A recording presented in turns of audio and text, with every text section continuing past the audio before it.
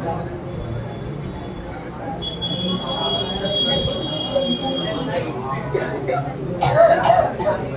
Power point presentation है जिसमें एक इंट्रोडक्शन कवर हो जाएगा कि इलेक्ट्रिक करंट क्या होता है, इलेक्ट्रिक चार्ज क्या होता है, उनके सारे बेसिक कंसेप्ट कवर हो जाएंगे। ठीक है,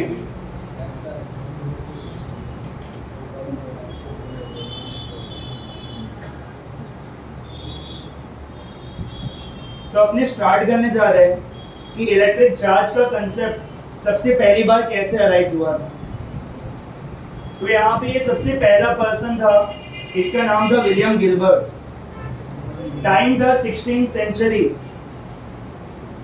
यानी जब इलेक्ट्रॉन की डिस्कवरी हुई थी वो 1897 में हुई थी, 19th सेंचुरी के अंदर। अभी 16वीं सदी का समय चल रहा है। अभी फंडामेंटल पार्टिकल्स क्या होते हैं, एटम्स क्या होते हैं, ये सब किसी को पता नहीं है। अब यहाँ पे चार्ज के ऊपर कुछ एक्सपेरिमेंट चालू हो गए थे इस समय में। तो विलियम गिलबर्ट को काफी लोग ऐसा मानते हैं कि वो इलेक्ट्रिसिटी और मैग्नेटिज्म इन कंसेप्ट्स के फादर है। अब उस समय में इतना ज्यादा बुक वगैरह नॉलेज होता नहीं था कि सब लिख के रख लिया जाएगा। तो कुछ लोगों का ऐसा मानना है कि विलियम गिलबर्ट ने इलेक्ट्रिसिटी और मैग्नेटिज्म का स्टार्टिंग करवाया था। यहाँ पर इनको क्रेडिट दिया जाता है कि वो जो हम वर्ड यूज करते हैं ना इलेक्ट्रिसिटी, जो अपने आने वाले चैप्टर का नाम ही होगा, तो इलेक्ट्रिसिटी वर्ड, ये पर्सन ने दिया था। इनका एक और सबसे बड़ा कंट्रीब्यूशन है कि हम लोग जो ऐसा कहते हैं ना कि अपने अर्थ के ऊपर नॉर्थ पोल है, साउथ पोल है, और कभी नॉर्मल एक चुंबक ले ले, वो मैग्नेट को अगर हम घुमाते हैं तो मैग्नेट रोटेट होते होते हमेशा नॉर्थ और साउथ में अलाइन होता है। फिर पर्सन ने ये कहा था कि अर्थ के अंदर पहले से एक बड़ा सा मैग्नेट छुपा हुआ है, और इस मैग्नेट की वजह से जो अपने अर्थ पे हम कोई भी दूसरा मैग्नेट रोटेट करेंगे तो मैग्नेट हमेशा नॉर्थ और साउथ के साथ अलाइन हो जाता है। तो इनका ऐसा कहना था कि इस अर्थ के अंदर पहले से एक मैग्नेट छिपा हुआ है, तो अर्थ के ऊपर कोई दूसरा बाहर कोई मैग्नेट होगा तो मैग्नेट यही चाहेगा कि वो अर्थ के मैग्नेट के साथ अलाइन हो जाए। तो ये इनका बहुत बड़ा कंट्रीब्यूशन था। अब सेकंड पर्सन, ये पर्सन का नाम है बेंजामिन फ्रैंकलिन। अब काफी सारे लोग विलियम गिलबर्ट को क्रेडिट देते हैं कि उन्होंने इलेक्ट्रिक चार्ज, इलेक्ट्रिसिटी का स्टार्टिंग का कंसेप्ट दिया था। अब काफी सारे लोग ऐसा भी मानते हैं कि बेंजामिन फ्रैंकलिन ने इलेक्ट्रिसिटी और इलेक्ट्रिक चार्ज का कंसेप्ट दिया था। ठीक है, अब ये पर्सन बहुत ज्यादा फेमस है अपने एक्सपेरिमेंट के लिए। एक्सपेरिमेंट का नाम है काइट एक्सपेरिमेंट। अभी पर्सन ने किया क्या, उन्होंने एक ऐसा समय चुना पतंग उड़ाने के लिए जब बाहर तूफान वगैरह आ रहा था, बारिश हो रहा था, बिजली वगैरह कड़क रहा था। ठीक है, तो उन्होंने उस समय पतंग उड़ाना चालू किया। टाइमिंग सब ऐसा सेट करके रखा था कि वो पतंग उड़ा रहे और आसमान में बिजली कड़केगी। और ये वो समय चल रहा है ना कि लोगों ने अपने घरों में कभी इलेक्ट्रिसिटी देखा नहीं था, वो लोग बस वो आसमान में इलेक्ट्रिसिटी देखा करते थे। तो यहाँ पर बेंजामिन फ्रैंकलिन ने जब वो पतंग उड़ाया, और इस पतंग के साथ यहाँ पे चाबी बंधी हुई है, ठीक है, और अचानक से आसमान में लाइटनिंग होता है। वो लाइटनिंग ये पतंग के साथ टकराता है। ठीक है, अब उन्होंने कुछ ऐसे स्पेशल काइंड ऑफ मटेरियल, धागे का यूज किया था कि पूरा करंट तो नहीं पर थोड़ा बहुत करंट ये वायर में से, ये धागे में से होते हुए ये चाबी तक पहुंचता है। और वो चाबी को छूने पे वो बेंजामिन फ्रैंकलिन को कुछ करंट फील होता है। ठीक है, तो इससे साबित हो गया, पहले लोग ऐसा माना करते थे कि जो बिजली वगैरह होता है ना वो सब भगवान करवाते हैं, स्वर्ग से होता है। ठीक है, तो यहाँ पर टाइम है 1752। कौन सा सेंचुरी चल रहा होगा? सेंचुरी 18th सेंचुरी चल रहा होगा। वो अपने लड़के के साथ पतंग उड़ाने के लिए गया और वहां पे उसने इलेक्ट्रिसिटी के ऊपर एक सबसे पहला एक्सपेरिमेंट किया। ठीक है, ऐसा देखा गया, स्पार्क का मतलब चिंगारी। जैसे वो की को उसने टच किया, टच करने से पहले चिंगारी उसको हिट की। बड़ी चिंगारी नहीं थी, तो बचता नहीं। इसका मतलब उसको पता चला कि आसमान में जो लाइटनिंग होता है और इलेक्ट्रिसिटी है दोनों आपस में रिलेटेड है, ठीक है। अब यहाँ पे अपना सबसे बेसिक कंसेप्ट चालू होगा, इलेक्ट्रिक चार्ज, ठीक है। ऐसे समझ सकते हो कि अगर कोई सब्सटेंस होता है, उसके बाद उसका खुद का कलर होता है, मास होता है, वॉल्यूम होगा, तो इन प्रॉपर्टीज के अलावा सब्सटेंस का कुछ स्मेल भी होता है जो हम महसूस कर पाते हैं। लेकिन कुछ सब्सटेंस के पास ऐसा कोई प्रॉपर्टी है जिसको महसूस नहीं कर सकते, जिसको देखा नहीं जा सकता, जिसका कोई कलर नहीं होता, जिसका स्मेल नहीं होता, और ये एक ऐसा ही प्रॉपर्टी इलेक्ट्रिक चार्ज, ठीक है। तो जब भगवान सब्सटेंस को प्रॉपर्टी वगैरह बांट रहे थे तो उस समय सब्सटेंस को एक और प्रॉपर्टी मिली, उस प्रॉपर्टी का नाम क्या था, इलेक्ट्रिक चार्ज, ठीक है। अभी सबसे पहली बार अब इलेक्ट्रिक चार्ज को पढ़ रहे हो, अब तक बस थोड़ा बहुत नाम सुना होगा, हमने चैप्टर नंबर 1 के अंदर पढ़ा होगा कि जो पॉजिटिव आयंस होते हैं, नेगेटिव आयंस होते हैं, उनके पास वो चार्ज होता है। अब ये चार्ज अपने लिए फिजिकल क्वांटिटी बन जाएगा, इसको हम गिन पाएंगे, इसके पास एक नंबर होगा, वैल्यू होगा, साइन होगा, ठीक है। तो ये इसका डेफिनेशन है कि इलेक्ट्रिक चार्ज एक ऐसा फिजिकल प्रॉपर्टी है of matter that causes it to experience a force when placed in a electromagnetic field. अगर किसी मेटल को इलेक्ट्रोमैग्नेटिक फील्ड में रख दिया जाए, कौन से फील्ड में, इलेक्ट्रोमैग्नेटिक फील्ड। अगर किसी मेटल को इलेक्ट्रोमैग्नेटिक फील्ड में रख दिया जाए और अगर उसके पास चार्ज है तो उसके ऊपर फोर्स लगेगा, वो किसी ना किसी डायरेक्शन में मूव करेगा। ऐसा कब होगा, जब उसके पास चार्ज होगा मेटल के पास। लेकिन अगर मेटल के पास चार्ज नहीं है और उसको मैंने इलेक्ट्रोमैग्नेटिक फील्ड में रख दिया तो उसके ऊपर कोई फोर्स नहीं लगेगा। तो ये फोर्स कब लगेगा, जब मेटल के पास चार्ज होगा। यानी कि इलेक्ट्रोमैग्नेटिक फील्ड में जब किसी मेटल को रखेंगे, अगर उसके पास चार्ज है तो एक फोर्स ऑब्जर्व होगा। हम उसको देख नहीं सकते चार्ज की प्रॉपर्टी को, लेकिन जब हम ये फोर्स को ऑब्जर्व करेंगे तो हमको आइडिया मिलेगा कि इस वाले मेटल के पास चार्ज है, क्योंकि इसको हमने इलेक्ट्रोमैग्नेटिक फील्ड में रखा और इसके ऊपर फोर्स लगा, यानी इसके पास क्या प्रेजेंट होगा, चार्ज प्रेजेंट होगा। चार्ज एक इंट्रिंसिक प्रॉपर्टी है जो भगवान ने बस ये दो पार्टिकल्स को दिया हुआ है, एक इलेक्ट्रॉन, एक प्रोटॉन। इसको नेगेटिव चार्ज मिला हुआ है, इसको पॉजिटिव चार्ज मिला हुआ है। इंट्रिंसिक का मतलब होता है जो जन्म से किसी के साथ हो, ठीक है।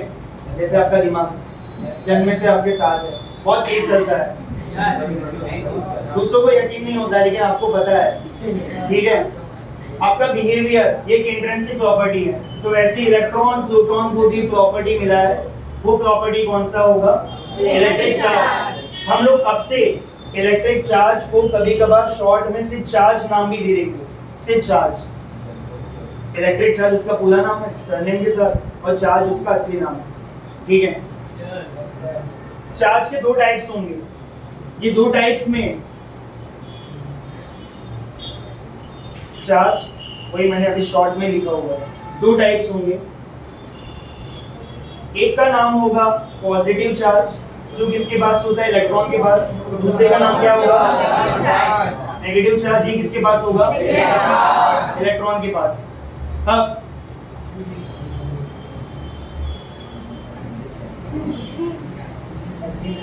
सब पॉसिबल होता है।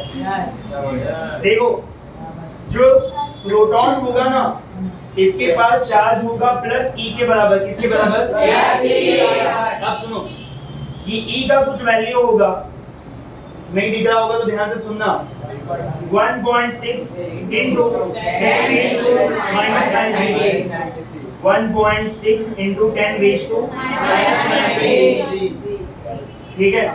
इसी को यहाँ पे कूलम कहेंगे, ठीक है। इसका नाम क्या होगा, कूलम। हम पढ़ते हैं 1.6 into 10 raised to minus 9। ये किसका वैल्यू है, ये स्मॉल ई का वैल्यू है, सिर्फ और सिर्फ स्मॉल ई का वैल्यू है। तो स्मॉल ई का value 1.6 into 10 raised to minus 19 coulomb. अब सुनो, प्रोटॉन के पास जितना भी पॉजिटिव चार्ज होता है वो बराबर होता है ई के, सिर्फ ई के। पॉजिटिव चार्ज है तो आगे प्लस का साइन लग जाएगा, तो 1.6 के भी आगे कौन सा साइन लग जाएगा? प्लस का साइन लग जाएगा। सिमिलरली इलेक्ट्रॉन नेगेटिव चार्ज है, इसके पास भी E के बराबर ही चार्ज होगा, लेकिन फर्क इतना होगा कि E के आगे क्या लग जाएगा? माइनस लग जाएगा। तो जो इलेक्ट्रॉन का चार्ज होगा ये माइनस E के बराबर होगा, और E का वैल्यू कितना होगा?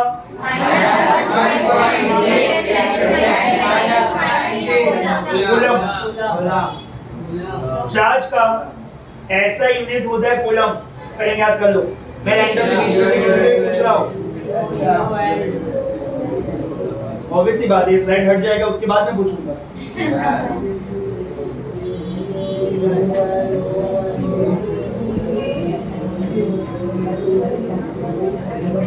अब देखो, अगर एक बेसिक एक्सपेरिमेंट्स है, अगर किसी कांच के रॉड को, अगर किसी ग्लास रॉड को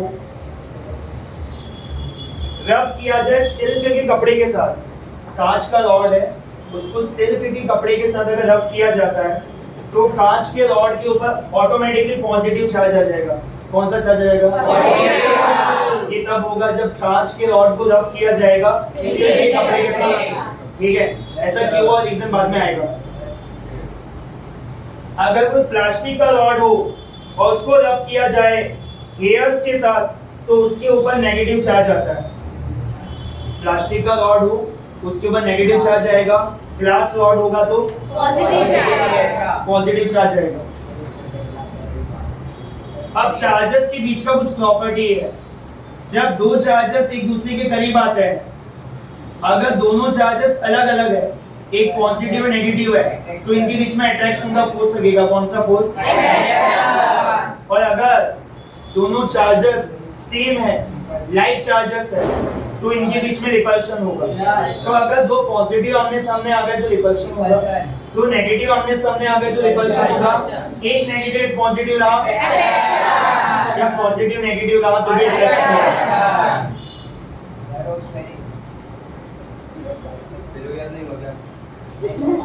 नहीं, वो आगे पूछूंगा।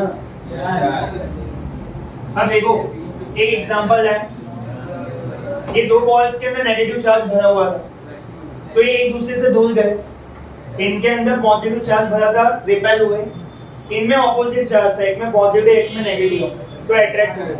इसमें कोई चार्ज नहीं है, जिसमें चार्ज नहीं होता उसको हम लोग कहते हैं न्यूट्रल, ठीक है? तो जो न्यूट्रल होगा उस पे नहीं अट्रैक्शन का फोर्स लगेगा, नहीं रिपल्शन का फोर्स लगेगा। तो ये फोर्स अट्रैक्शन या रिपल्शन का कब लगता है? जब किसी के पास चार्ज होता है, और अगर दोनों सेम चार्ज रहे तो, और सेम चार्ज को होने को ऐसा भी कहते हैं कि ये लाइक चार्जेस है, और चार्जेस अगर अलग अलग हो तो उनको अनलाइक चार्जेस कहा जाएगा।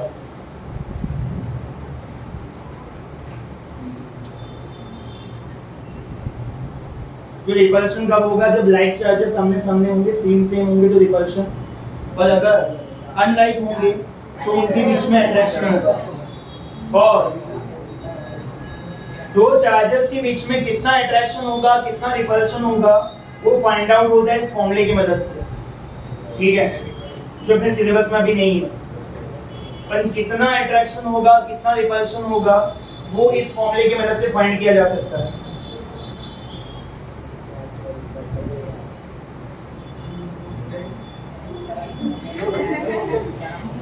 ये नहीं मिलेगा।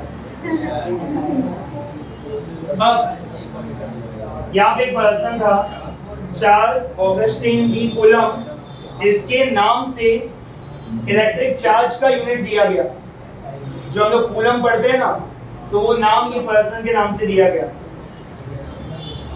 इधर चार्ज नहीं लिखा है, चार्ल्स लिखा है। हाँ, नहीं तो सोचोगे क्वांटिटी का नाम भी इसके नाम से दे दिया।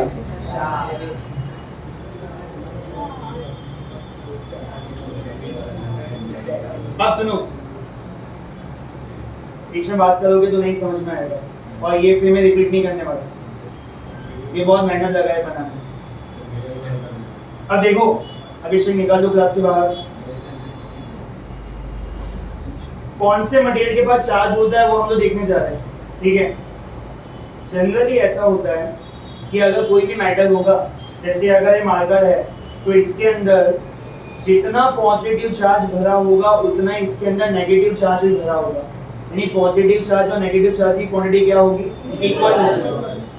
तो ऐसा अक्सर देखा जाता है कि अपने आजू बाजू के जो भी मटेरियल होंगे ना वो सबके सब न्यूट्रल होते हैं, उनका टोटल चार्ज 0 होता है, सभी मटेरियल का लगभग, ऑलमोस्ट का मतलब होता है 99% से भी थोड़ा ज्यादा।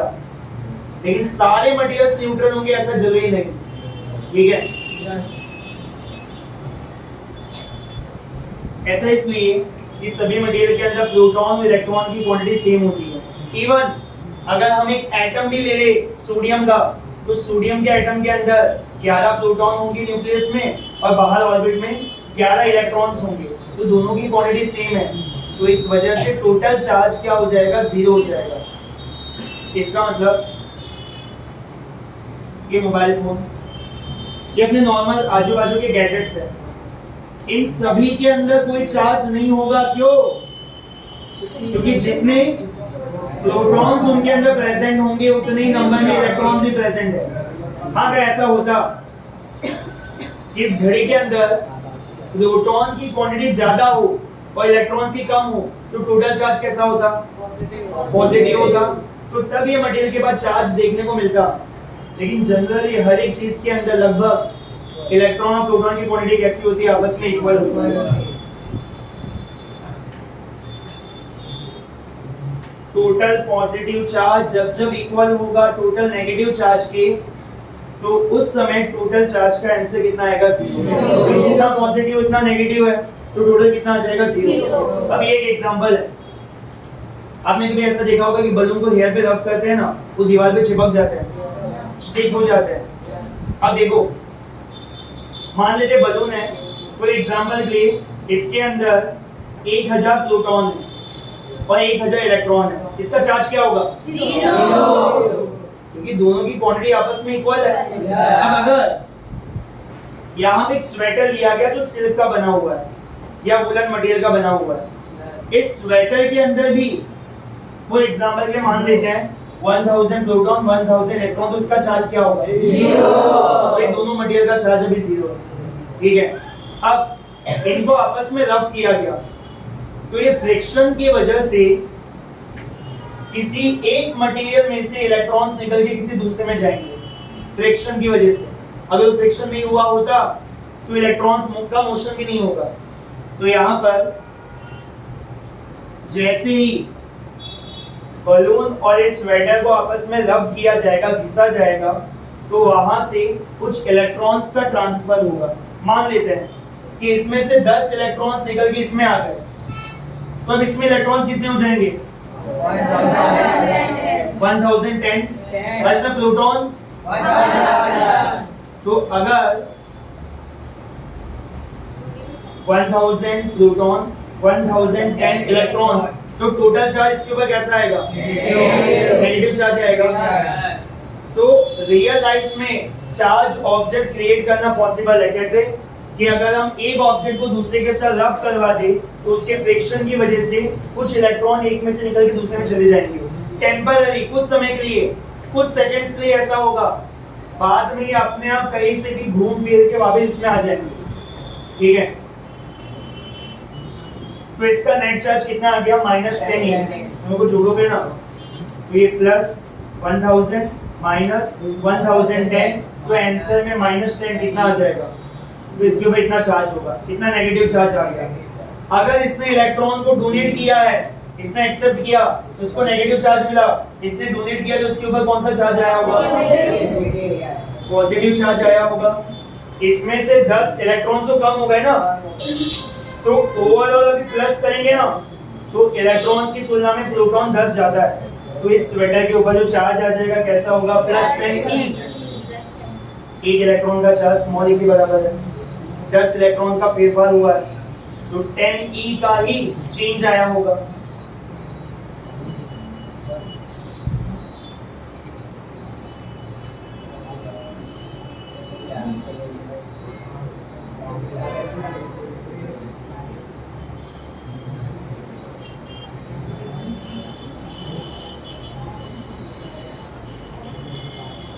अब यहाँ पे देखो, अगर किसी झरने के अंदर किसी पानी वगैरह का फ्लो हो रहा होगा तो उसको नाम दिया जाता है वाटर करंट। ये कोई पानी का फ्लो हो रहा है तो उसको नाम क्या दिया जाता है? Water current. और अगर कहीं पे हवा वगैरह का फ्लो हो रहा होगा तो उसका नाम होगा एयर करंट। इसका मतलब ये जो इतना वर्ड है द फ्लो ऑफ, इसका मतलब होता है करंट।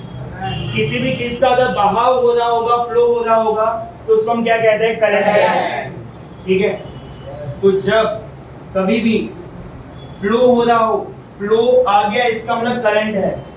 लेकिन अगर इलेक्ट्रिक चार्ज एक जगह से दूसरे के फ्लो कर रहा होगा तो हम इसको नाम देंगे इलेक्ट्रिक करंट। क्लियर?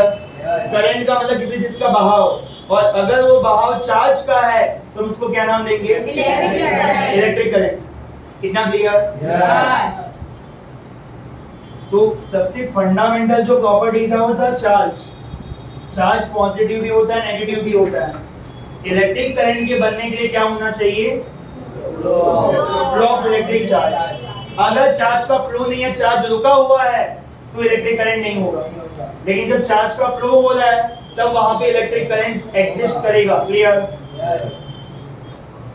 इसका मतलब अगर मुझे इलेक्ट्रिक करंट चाहिए तो मुझे किसको मूव करवाना पड़ेगा? चार्ज को मूव कराना पड़ेगा। और चार्ज एक प्रॉपर्टी है जो किसी के पास होती है, किसी पार्टिकल के पास होती है, और वो प्रॉपर्टी किसके पास होगी? इलेक्ट्रॉन या तो हमको सीधे बैठो, इलेक्ट्रॉन या तो प्रोटॉन के पास ये प्रॉपर्टी होगा चार्ज का। साथ ही साथ ये जो प्रॉपर्टी होता है आयंस के पास भी होता है। सोडियम आयन जो होगा ये Na+, इसका पॉजिटिव चार्ज है, यानी इसके अंदर चार्ज का प्रॉपर्टी भरा हुआ है। तो अगर एक सोडियम आयन भी एक जगह से दूसरे के मूव करके गया तो मैं ये बोल सकता हूँ कि यहाँ पे इलेक्ट्रिक करंट का फ्लो हुआ है। अगर कोई सल्फेट आयन भी एक जगह से दूसरे के मूव करके गया तो मैं कहूंगा कि यहाँ पे करंट का फ्लो हुआ है। या तो कोई इलेक्ट्रॉन का पार्टिकल अगर मूव करे तो भी मैं कहूंगा कि यहाँ पे इलेक्ट्रिक करंट का फ्लो है। अब इलेक्ट्रिक करंट होने के लिए क्या होना चाहिए? इलेक्ट्रिक चार्ज का फ्लो। और इलेक्ट्रिक चार्ज की प्रॉपर्टी जो किसके पास हो गई? पार्टिकल्स के पास, इलेक्ट्रॉन, प्रोटॉन या तो आयंस। तो हम अपने आजू बाजू में ये जो वायर वगैरह देखते हैं ना, तो इनके अंदर इन इलेक्ट्रॉन्स का फ्लो होता है, और इन इलेक्ट्रॉन्स के पास कुछ इलेक्ट्रिक चार्ज होता है, नेगेटिव चार्ज। और जब वो चार्ज वाला प्रॉपर्टी जिस पार्टिकल के पास है, ये पार्टिकल मोशन में होगा तो उसको हम लोग क्या नाम देते हैं? Electric current. ठीक है, वो फ्लो होता हुआ आपको नहीं दिखेगा, बहुत स्मॉल है ना इलेक्ट्रॉन, उसको छूना आपको पता चल जाएगा। ठीक ना? कंडक्शन, चार्ज का फ्लो, ये सॉलिड स्टेट में है। ये वायर जो भी है ना सब सॉलिड में है। बैटरी वगैरह जो होते हैं ना उसके अंदर जो लिक्विड भरा हुआ होता है उनके अंदर भी करंट का फ्लो होता है, और वो जो फ्लो होता है आयंस की वजह से होता है। जैसा सोडियम हमने देखा था, क्लोराइड देखा होगा, सल्फेट देखा होगा, और वन चैप्टर में जितने भी आयंस के नाम हमने देखे होंगे वो आयंस के जरिए भी इलेक्ट्रिक करंट का फ्लो हो सकता है। तो ये लिक्विड स्टेट में आयंस करंट को फ्लो करवाते हैं। और ऐसा भी होता है कि जब जमीन और आसमान में जो बादल होगा उस बादल में अगर बहुत सारा चार्ज जमा हो जाए, बहुत सारा चार्ज, तो चार्ज चाहेगा कि मैं यहाँ से निकल के जमीन में चला जाऊं। और जब ऐसा होता है तब चार्ज का मोशन होता है आसमान से जमीन की तरफ, यानी वही इलेक्ट्रॉन्स वगैरह सब मूव करते हैं आसमान से जमीन की तरफ। और जब ऐसा होता है तो आसमान में से हमें वो लाइटनिंग नजर आता है। ठीक है, तो गैस के लाइटर में भी आपने देखा होगा कुछ चिंगारी यहाँ से वहां मूव करता है, तो जो स्पार्क होता है ना वो चार्ज मूव कर रहा है एक जगह से दूसरी जगह, और वो लाइट हमको वहां पे उतना दिखता है। अभी एग्जांपल है, ये कोई पॉजिटिव चार्ज है, ये अगर मूव कर रहा है, ये कोई नेगेटिव चार्ज है, ये अगर मूव कर रहा है, तो दोनों में से कोई भी मूव करे तो मैं ये कह सकता हूँ कि वहां पर इलेक्ट्रिक करंट प्रेजेंट होगा। तो अपने आजू बाजू ये जो भी डिवाइस होते हैं, TV, refrigerator, washing machine, table fan, ये सब के सब, इन सभी के अंदर चार्ज का फ्लो होता है, और जब चार्ज फ्लो होता है तब क्या बनता है? इलेक्ट्रिक करंट बनता है। अब हम लोग कुछ टाइप के सब्सटेंस देखने जा रहे हैं। सब्सटेंस को टोटल 3 कैटेगरी में बांटा गया है। पहला कैटेगरी देखने जा रहे हैं, इनको कहा जाएगा कंडक्टर। क्या कहा जाएगा? कंडक्टर में एग्जांपल आएगा मेटल। अब देखो, मेटल के अंदर जो उसका एटम होगा ना, ये न्यूक्लियस इन सभी इलेक्ट्रॉन्स को बहुत ही अच्छी से अपने पास खींच के रखेगा, क्योंकि अंदर पॉजिटिव चार्ज भरा हुआ है, कौन से प्रोटॉन प्रेजेंट है, वो इन इलेक्ट्रॉन्स को अपने पास खींच के रखेंगे। वो वाले इलेक्ट्रॉन्स कम अट्रैक्शन महसूस करेंगे जो दूर होंगे। ये ज्यादा दूर है तो कम अट्रैक्शन होगा, ये वाला सबसे ज्यादा दूर है तो इसके लिए अट्रैक्शन तो सबसे ज्यादा कम होगा। क्लियर?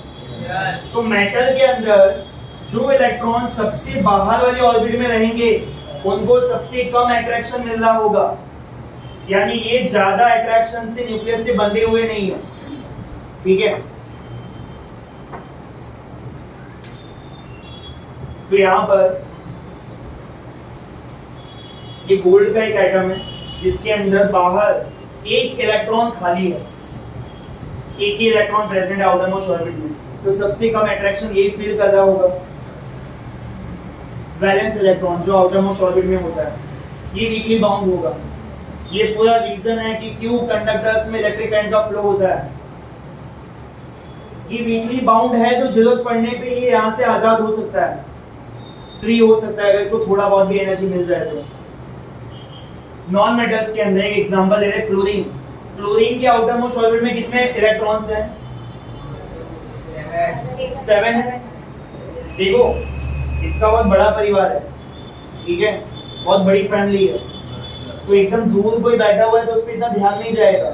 ये यहाँ से निकल के भाग भी गया तो कुछ पता नहीं चलेगा इनको। ये इनकी स्मॉल फैमिली है, इसके अंदर आउटर मोस्ट ऑर्बिट में 7 मेंबर्स है, 7 इलेक्ट्रॉन्स है, तो ये न्यूक्लियस सातों पे बहुत ही अच्छा खासा ध्यान देगा। तो ये क्या वीकली बाउंडेड होंगे, स्ट्रांगली बाउंडेड होंगे? स्ट्रांगली बाउंडेड होंगे। ये भी वैलेंस इलेक्ट्रॉन्स है, लेकिन ये सब स्ट्रांगली बाउंडेड है। अब ये रह गया।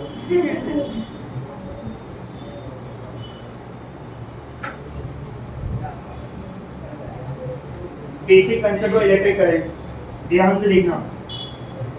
तो मेटल एटम के अंदर जो इलेक्ट्रॉन सबसे वीकली बाउंडेड होता है, नॉर्मल रूम टेम्परेचर भी इतना एनर्जी इसको मिल जाएगा कि यहाँ से बाहर निकल जाएगा, और जब ये बाहर निकल जाएगा, मेटल से बाहर निकल जाएगा, तब ये कहलाता है फ्री इलेक्ट्रॉन। क्या नाम होगा? Free electron. इसके अंदर अभी भी इलेक्ट्रॉन्स होंगे, लेकिन ये सब बंधे हुए हैं, ये सब फ्री नहीं है।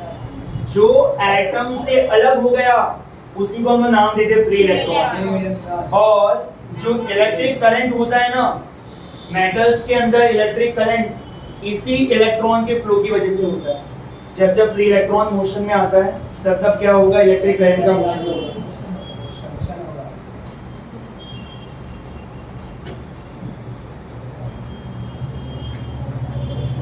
आगे देखते हैं। और ये जो फ्री इलेक्ट्रॉन होगा ये कर रहा होता है रैंडम मोशन। रैंडम मोशन का मतलब जब ये इलेक्ट्रॉन अपने मटेरियल के अंदर होगा तो इसका कोई डायरेक्शन फिक्स नहीं होगा, ये किसी भी डायरेक्शन में मूव कर सकता है। तो जब किसी का डायरेक्शन फिक्स ना हो, वो कहीं भी मूव कर रहा हो, तो उस मोशन को हम लोग कहते हैं रैंडम मोशन।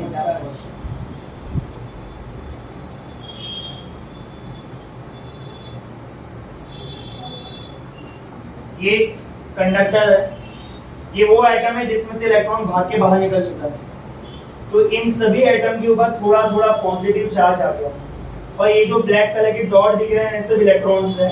ऐसे वैसे नहीं, कौन से इलेक्ट्रॉन? फ्री इलेक्ट्रॉन्स हैं। ये अपने मन मर्जी से यहाँ वहाँ घूम रहे होंगे, यहाँ वहाँ मोशन कर रहे होंगे। ठीक है, टाइम देखना कितना हुआ? 7:40, 20 मिनट बाकी है ना। ठीक है, अब सुनो, यहाँ पे एक इंपॉर्टेंट कंसेप्ट आएगा।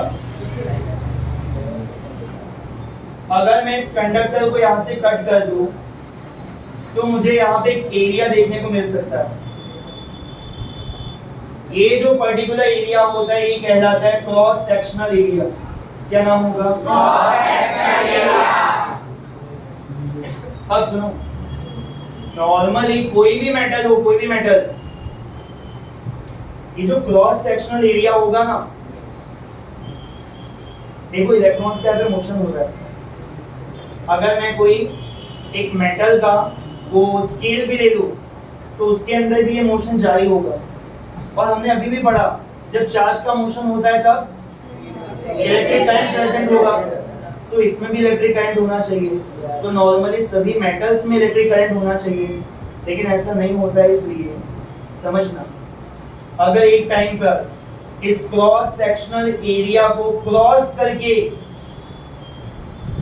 10 इलेक्ट्रॉन्स राइट हैंड साइड में गए, कितने राइट हैंड साइड में गए? 10। उतने ही समय में, उसी टाइम इंटरवल में 10 इलेक्ट्रॉन्स इसी क्रॉस सेक्शनल एरिया को क्रॉस करके लेफ्ट में भी आए होंगे। अगर 10 राइट में गए, 10 लेफ्ट में आए, तो जो टोटल चार्ज का फ्लो हुआ ना वो जीरो हो जाएगा। टोटल कोई चार्ज का फ्लो ही नहीं हुआ, हम ऐसा कहेंगे। तो अगर किसी कंडक्टर के अंदर चार्ज का फ्लो हो रहा हो, लेकिन आप कोई क्रॉस सेक्शनल एरिया कंसीडर करो, उस क्रॉस सेक्शनल एरिया को क्रॉस करता हुआ जो चार्ज है, अगर लेफ्ट टू राइट जाने वाला और राइट टू लेफ्ट जाने वाला दोनों अगर आपस में इक्वल हो, तो वहां पे कोई चार्ज का फ्लो ही नहीं हुआ। ये क्लियर हुआ? ठीक है।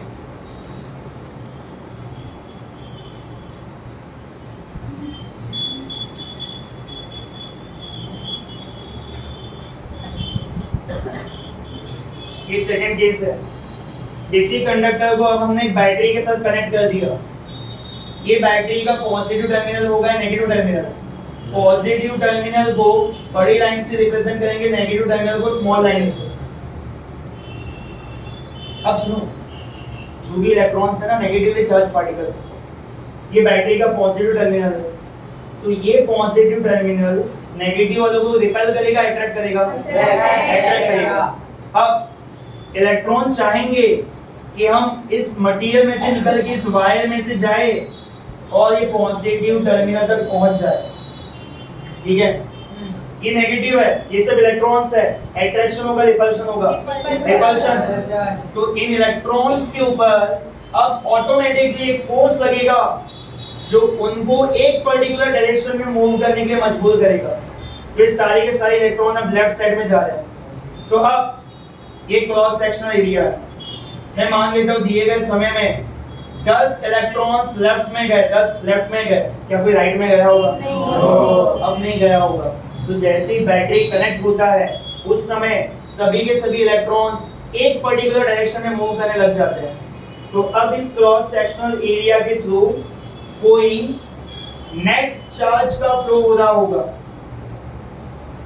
और जब नेट चार्ज का फ्लो होगा तो इस सर्किट के अंदर हमें करंट देखने को मिलेगा। क्या है समझ में?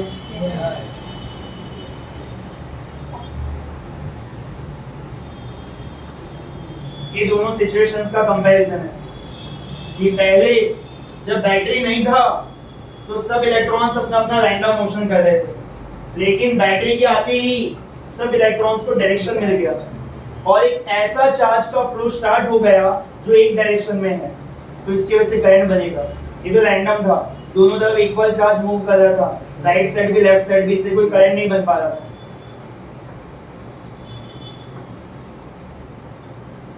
ये कुछ मटेरियल्स की कैटेगरी है। पहला होगा conductor, the materials which can easily conduct electric current, जिनके अंदर से इलेक्ट्रिक करंट बहुत आसानी से फ्लो हो जाए, उन मटेरियल्स को हम लोग क्या कहते हैं? कंडक्टर। इनके एग्जांपल, जो सिल्वर होगा ना, ये सबसे बेस्ट कंडक्टर होता है इलेक्ट्रिक करंट का मेटल्स की दुनिया में। सभी मेटल्स में सबसे अच्छा इलेक्ट्रिसिटी फ्लो करवाने की एबिलिटी किसमें होगी? उसकी बात आते हैं कॉपर और। अब ये जो सिल्वर होगा ना, काफी एक्सपेंसिव होगा और ये सिल्वर के कंपैरिजन में चीप होते हैं, सस्ते होते हैं और अच्छे कंडक्टर भी है। तो घरों के अंदर इलेक्ट्रिसिटी का फ्लो करवाने के लिए हम लोग कॉपर और एल्युमिनियम का यूज करेंगे। ठीक है, जो मोबाइल फोन वगैरह होते हैं ना, उनके अंदर गोल्ड सिल्वर का यूज भी किया जाता है। साइज कम है, कम मेटल की जरूरत पड़ेगी और अच्छा एफिशिएंसी मिल जाएगा, और उसका प्राइस भी हजारों में ही होता है मोबाइल फोन्स का, तो उसमें यूज होता है। तो एक कॉपर का एक एग्जांपल है। ये जो सोल्डरिंग वायर होगा ना, ये भी मेटल ही है, तो उसके अंदर भी इलेक्ट्रिसिटी का फ्लो हो सकता है। तो अपने आजू बाजू जो भी इलेक्ट्रिकल सर्किट होंगे जिनमें इलेक्ट्रिक करंट फ्लो कर रहा होगा, वो सबके सभी कंडक्टर से बने होंगे, इन मेटल से मिलके बने होंगे। अब ये एक्सेप्शन है, हमने चैप्टर नंबर 3 में देखा था कि ग्रेफाइट नॉन मेटल होते हुए भी इलेक्ट्रिक करंट को कंडक्ट करता है, और चैप्टर नंबर 4 में रीजन देखा था क्योंकि ग्रेफाइट का स्ट्रक्चर ही कुछ ऐसा होता है, हेक्सागोनल एरे बनता है, उसके अंदर एक कार्बन 3 कार्बन के साथ जुड़ा होता है, एक के साथ उसने पाई बॉन्ड भी बनाया हुआ होता है, वो वीक होगा, टूटेगा, तो वहां पे फ्री इलेक्ट्रॉन अवेलेबल होगा। इसका मतलब एक चीज अपने को पता चला कि अगर किसी के अंदर फ्री इलेक्ट्रॉन ना हो, सॉलिड स्टेट में अगर फ्री इलेक्ट्रॉन ना हो, तो इलेक्ट्रिसिटी को कंडक्ट नहीं कर सकता, और अगर वो मेटल भी ना हो लेकिन उसके फ्री इलेक्ट्रॉन है, तो इलेक्ट्रिसिटी का फ्लो पॉसिबल होगा। ये ग्रेफाइट पेंसिल, तो इसमें से करंट का फ्लो हो सकता है, आप चेक कर सकते हो, ऐसे बोर्ड में लगाना। इंसुलेटर ऐसे मटेरियल जिनके अंदर से इलेक्ट्रिक करंट का फ्लो इजीली नहीं हो पाता है, हो ही नहीं पाता, उनको इंसुलेटर कहते हैं। तो प्लास्टिक, वुड, ग्लास, ये सब एग्जांपल आ जाएंगे इंसुलेटर में।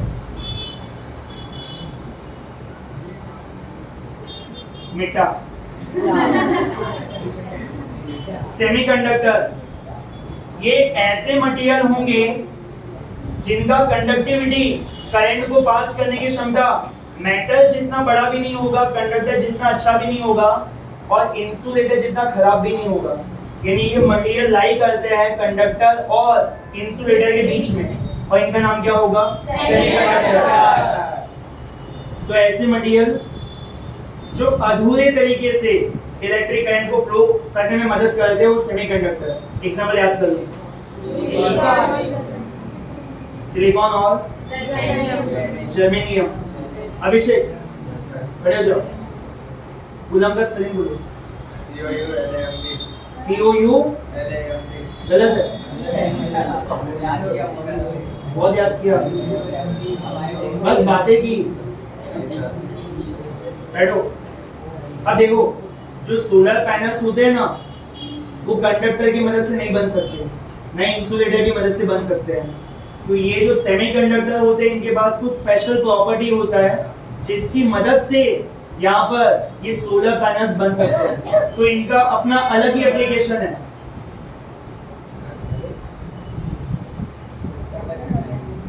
अब कितना टाइम हुआ? 10 मिनट बाकी है, और एक टॉपिक हो जाएगा।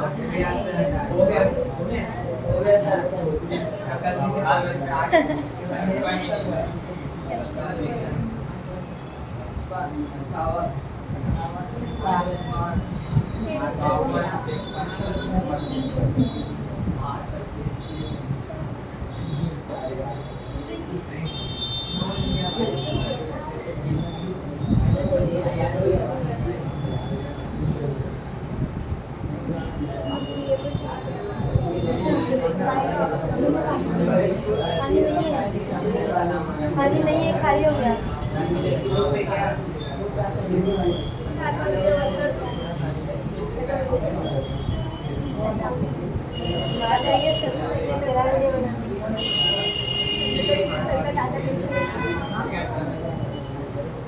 लाइट ऑन करो।